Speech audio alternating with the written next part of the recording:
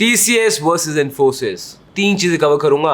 Fundamentally which company makes more sense, second इनके जो नए क्वार्टर रिजल्ट्स आए हैं उनको भी कंसिडरेशन में लूंगा, and third and the most important, you will learn कि दो कंपनीज को एनालाइज और कंपेयर कैसे किया जाता है फंडामेंटली।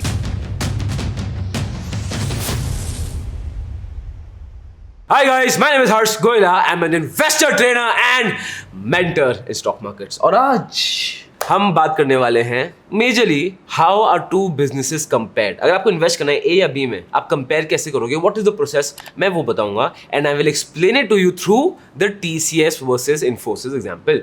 ठीक है, और ये अभी इनकी एनुअल रिपोर्ट भी आई थी, तो आई थॉट आपको सुनने में मजा आएगा। ठीक है, तो ये एग्जांपल ले लिया गया। सबसे पहली चीज, व्हेनेवर आप दो बिजनेस को कंपेयर करना चाहते हो कि मैं ये स्टॉक लूं या ये स्टॉक लूं, तो those businesses have to be in the same sector. आप डिफरेंट सेक्टर्स के बिजनेस को कंपेयर नहीं कर सकते। कैन यू कंपेयर DLF जो बिल्डर है टू डाबर इंडिया जो FMCG में? नहीं, इनका प्रोडक्ट डिफरेंट है। DLF के प्रोडक्ट को बनने में लगेगा, एक पूरे प्रोजेक्ट को कंस्ट्रक्ट होने में लग जाएंगे 5 साल 6 साल। डाबर का प्रोडक्ट इमीडिएटली बनेगा भी, इमीडिएटली कंज्यूम भी हो जाएगा। DLF को पेमेंट मिलेगी आफ्टर 5-6 ईयर, जब प्रोजेक्ट कंप्लीट होगा। इंस्टॉलमेंट्स में पेमेंट मिलेगी, बहुत हैवी क्रेडिट लेना पड़ता है हर प्रोजेक्ट के लिए। डाबर को do you think this is the same thing? नहीं। ठीक है, again can you compare Maruti Suzuki to Reliance industries? नहीं। तो you have to compare businesses of the same sector. क्यों? और बहुत लोग बहुत क्या करते हैं कि वो बिजनेसेस डिफरेंट सेक्टर्स कंपेयर कर रहे होते हैं, और ये वही बात हो गई कि आप आईफोन को कंपेयर कर रहे हो लॉजिटेक के माउस से। कुछ लॉजिक है इस चीज का? बिल्कुल भी नहीं। Same thing. तो बिजनेसेस हमेशा सेम सेक्टर के ही कंपेयर किए जाते हैं। जब कंपेरिजन होता है ना, तो मैं उसको 3 लेवल्स में तोड़ता हूं। This is my personal method. सबसे पहले मैं क्या करूंगा, द जनरल पैरामीटर्स जो हर बिजनेस के कंपेयर होने चाहिए। सेकंड चीज होगी द स्पेसिफिक पैरामीटर्स, क्योंकि हर बिजनेस जैसे मैंने बताया डिफरेंट होता है, तो उसका एक स्पेसिफिक चीज क्या है जो हमें देखनी है वो होगा। डोंट वरी, आगे सब समझ आ जाएगा। और थर्ड चीज जो मैं एनालाइज करता हूं वो है रेशियोज। ठीक है, तो मैं रेशियोज कंपेयर करूंगा। तो general parameters, specific parameters and ratios. तो let's start with TCS Infosys. तो पॉइंट नंबर 1 है जनरल पैरामीटर्स। नाउ जब भी you want to compare two businesses of the same sector, मैं उल्टा मत लिख लेना से, ठीक है, okay, of the same sector, तो जनरल पैरामीटर्स क्या है? Revenue, operating margin, net profit and free cash flow. ये हर बिजनेस के लिए आपको जानना बड़े जरूरी है। क्यों? ये आपको सबसे पहले एक जनरल चीज हेल्थ बताती है ऑफ द कंपनी। ठीक है, तो जब आप डॉक्टर के पास जाते हो, ठीक है, तो डॉक्टर क्या करेगा? आपकी नर्व्स चेक करेगा, सांस लो, और फिर करके वो देखते हैं कुछ दूरबीन से। मैं कॉमर्स स्टूडेंट हूं, तो मुझे बिल्कुल भी आइडिया नहीं है इन सब मेडिसिनल चीज़ों का, बड़ा पॉइंट समझो ना। तो ये जनरल आप चेक करोगे कंपनी का। ठीक, तो पहले एक बार समझाते हैं। रेवेन्यू क्या होता है? ऑफ कोर्स रेवेन्यू जो सेल्स हो रही है, जो सेल्स ग्रोथ हो रही है, कि कितना year on year, quarter on quarter, जो भी पैरामीटर आप ले रहे हो उसमें कितना बढ़ रहा है, बेसिकली ग्रोथ दिखाता है रेवेन्यू। Second, operating margin. ना ऑपरेटिंग मार्जिन क्या होता है? बेसिकली सपोज एग्जांपल लेते हैं, अगर मैं ये लॉजिटेक का माउस मैन्युफैक्चर कर रहा हूँ 100 रुपए में, मैं बेच रहा हूँ 120 रुपए में, राइट? तो मेरा ऑपरेटिंग मार्जिन कितना हो गया? 20 रुपीज। तो परसेंटाइल में कितना हो गया? 20%। तो हमेशा ऑपरेटिंग मार्जिन परसेंटाइल में ही देखते हैं। और उसके बाद net profit. Now net profit क्या होता है? नेट प्रॉफिट वो होता है कि your profit after production cost, operating cost, interest हटा दो, डेप्रिसिएशन हटा दो, टैक्स दे दो, हर चीज जो 2 रुपए बच रहे हैं, जो भी पैसे बच रहे हैं, उसको बोलते हैं नेट प्रॉफिट। तो ये देखना बड़ा जरूरी है। क्यों? क्योंकि बहुत बार कंपनीज का ऑपरेटिंग प्रॉफिट तो अच्छा होता है, बट लोन चढ़े हुए सर पे बहुत सारे, इसलिए नुकसान हो रहा है। फिर टैक्स बहुत हैवी हो रहा है, क्योंकि उस इंडस्ट्री में है कि यहाँ पे टैक्सेशन बहुत हैवी होती है, तो हो रहा है। तो नेट प्रॉफिट आपको ट्रू पिक्चर दिखाता है of a business, and ultimately free cash flow. अब ये बहुत जरूरी है। सबसे पहली चीज, कैश फ्लो इज किंग। ठीक है, फ्री कैश फ्लो क्या होता है? कैश फ्लो में अगर पॉजिटिव है तो क्या हमेशा अच्छी चीज़ है? नहीं। बहुत बिजनेसेस में ये कैश फ्लो ऑलरेडी बुक्ड होता है कि पैसा तो पता है, बट अगले प्रोजेक्ट में आपको देना ही देना है, तो कंपनी की जो फ्लेक्सिबिलिटी है वही कम हो जाती है। फ्री कैश फ्लो क्या होता है? ये कैश जो कंपनी के पास है, इसमें कोई भी लाइबिलिटीज या future expenditure plans, pre plan expenditure नहीं है इसमें कुछ, and this business can use wherever it sees fit. और ये बड़ा स्ट्रॉन्ग पॉइंट क्यों होता है? बिकॉज ये किसी भी बिजनेस को ना एक अच्छी फ्लेक्सिबिलिटी देता है। ठीक है, अब कंपेयर करते हैं। तो अब जैसे आपको पूरा टेबल दिख रहा है, इन्फोसिस, TCS, और मैं यहाँ पे साइड में पॉइंट्स दूंगा, पॉइंट्स कौन जीता। सबसे पहले बात करें रेवेन्यू की। So revenue for the past 3 years मैंने देखा है, सो इन्फोसिस की ग्रोथ रही है ऑफ 13.7%, whereas TCS की ग्रोथ रही है ऑफ 9.4%। तो obviously marks goes to Infosys. Second parameter, operating margin. Operating margin Infosys का है 23%, जबकि TCS का है 25.3%। सो विनर क्या है? TCS। पॉइंट्स देते जाएंगे और एंड में देखेंगे पॉइंट्स कौन जीता और कैसे जीते, ठीक है। उसके बाद आता है नेट प्रॉफिट। अगेन मैं नेट प्रॉफिट लिया है for 3 years, for past 3 years। तो इन्फोसिस का नेट प्रॉफिट की जो ग्रोथ है इज ऑफ 13.10%, जबकि टीसीएस के लिए वो है 6.84%। अगेन इसमें इन्फोसिस विन। एंड जो हम फाइनल चीज जो इसमें देखेंगे, the free cash flow. Infosys में फ्री कैश फ्लो है 101.10%, जबकि in TCS it is 102%। I know difference 0.9% का है, बट इसमें टीसीएस जीता है। अब which is the better here specifically, now how would you consider to be better. अब देखो यार, अगर एक जगह आपको कहीं क्लियर मेजॉरिटी मिलती है तब तो आंसर इज प्रीटी क्लियर। अब इस जगह जहां पे ड्रॉ हो रहा है या बहुत क्लोज मार्जिन है, जैसे मैं देखूंगा फ्री कैश फ्लो में ना 0.9% का डिफरेंस है, बहुत बहुत ज्यादा क्लोज मार्जिन है, राइट। इसमें मैं पर्सनली कैसे चूज करता हूँ। अब मेरा बिलीफ क्या है, इन्वेस्टमेंट हम क्यों करते हैं? फॉर ग्रोथ, हमें आगे बढ़ना है लाइफ में, ठीक है। तो इन्वेस्टमेंट में कौन से बिजनेस में बेटर है, जो एकदम टॉप में है और उसी लेवल में खड़ा है, या फिर बिजनेस जो ग्रो कर रहा है, जो बहुत लेवल है बट वो ग्रो पोटेंशियल है। मुझे कौन सा धंधा चाहिए जो बिजनेस में ग्रोइंग पोटेंशियल है। सो इन्फोसिस में जब मैं देखता हूँ इनका revenue growth for the past 3 years has been more, इनका net profit growth has been more, तो मुझे क्या चाहिए एज इन्वेस्टर? ग्रोथ।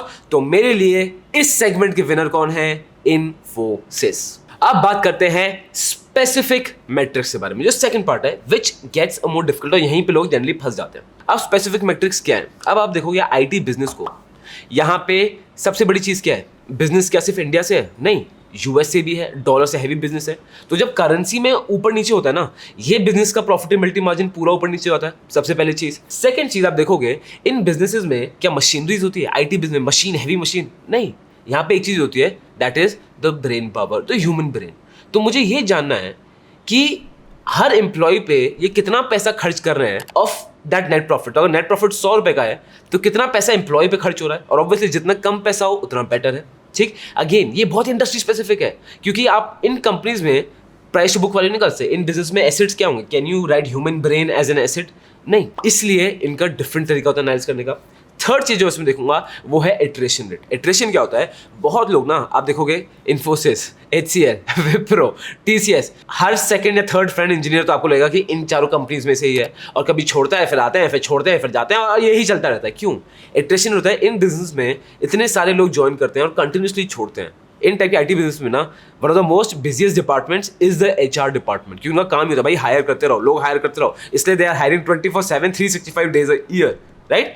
तो ये बिजनेस का ड्रॉबैक है। तो इन पॉइंट्स में मैं इस बिजनेस को, दोनों आईटीसी इन्फोस को कंपेयर करूंगा। बट एक सेकंड रुक जाओ, आप बोलोगे हर्ष यार ये तो तुमने बता दिया, बट अगर कोई और इंडस्ट्री हुई तो कैसे होगा? हो जाएगा, अंडरस्टैंड। जैसे बैंकिंग है, तो बैंकिंग में मैं किसको कंसिडर करूंगा? कासा को, करंट अकाउंट, सेविंग्स अकाउंट, क्योंकि जो कासा होता है वो एक सस्ता वे ऑफ मीडियम होता है for bank to get money, वरना उनको RBI से लेना पड़ेगा, उनको रेपो रेट देना पड़ेगा, ठीक है। सेकंड में क्या लूंगा?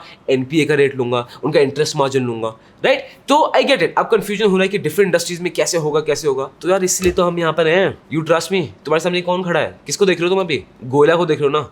और जब तक तुम्हारे सामने, तुम्हारे पीछे गोयला खड़ा है, तुम्हें टेंशन की बात नहीं है। तो नीचे कमेंट करके लिख दो ट्रस्ट गोयला, लिखो। इफ यू ट्रस्ट इट लिख दो, एंड में भूल जाओगे। आई मीन 5 सेकंड, 5 4 3 2 1 बूम, ठीक है। तो ट्रस्ट करो, गोयला तुम्हारे साथ है, कुछ नहीं होगा, हल्के हल्के करके मैं सब समझा दूंगा। हर इंडस्ट्री का विद टाइम आपको आइडिया पड़ जाएगा, फर्स्ट डे वैसे भी कुछ आइडिया नहीं पड़ने वाला, ठीक है।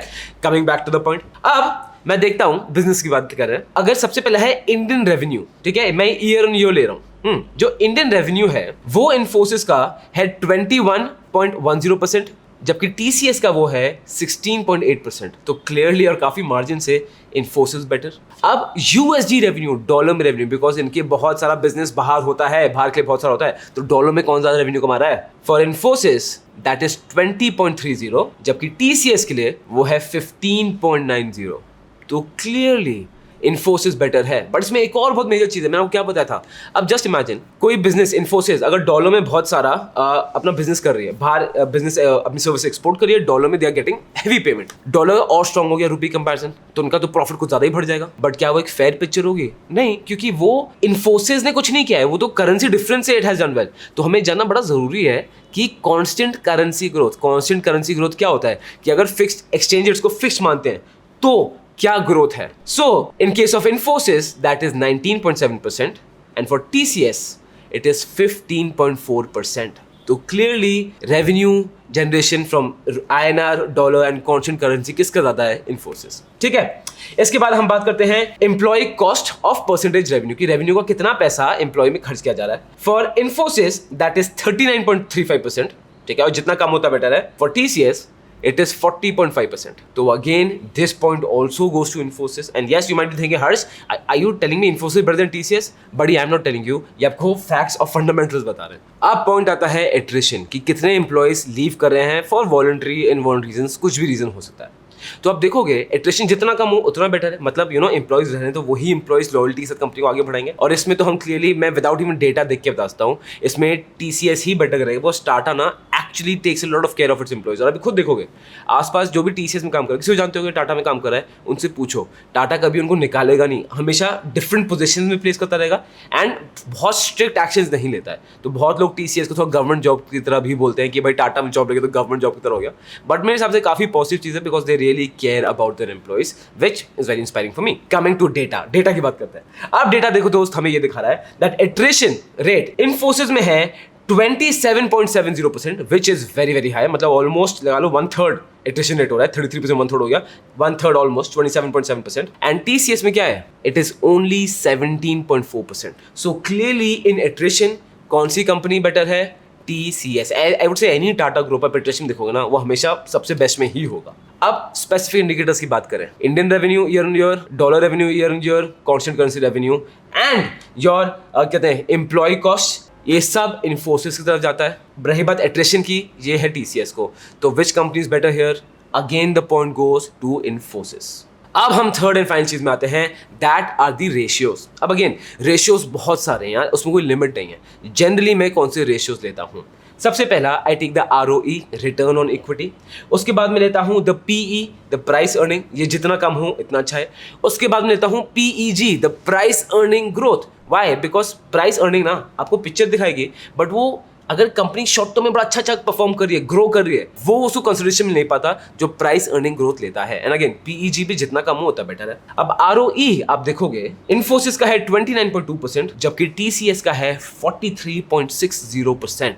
तो डेफिनेटली ROE में TCS is on another level. अब बात करते हैं PE की। PE जितना कम होता है बेटर। इन्फोसिस की PE है 33.3, जबकि TCS की PE है 35। बेटर क्या हुआ?